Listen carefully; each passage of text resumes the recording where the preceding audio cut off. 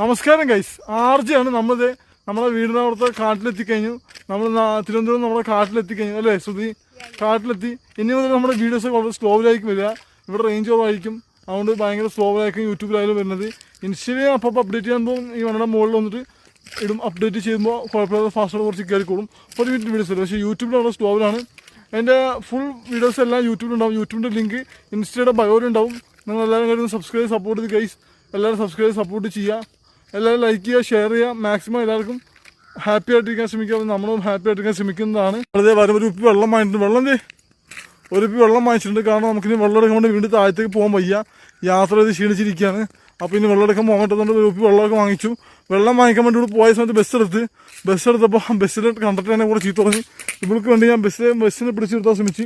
അതിൻ്റെ പേരിൽ ബസ്സിലെ കണ്ടക്ടറിനെ കൂടെ ചീത്ത കൊണ്ട് അത് കുഴപ്പമില്ല. ഇതിനും പ്രാവശ്യം എനിക്ക് ബസ് പിടിച്ചിരുത്തുന്നുണ്ട്.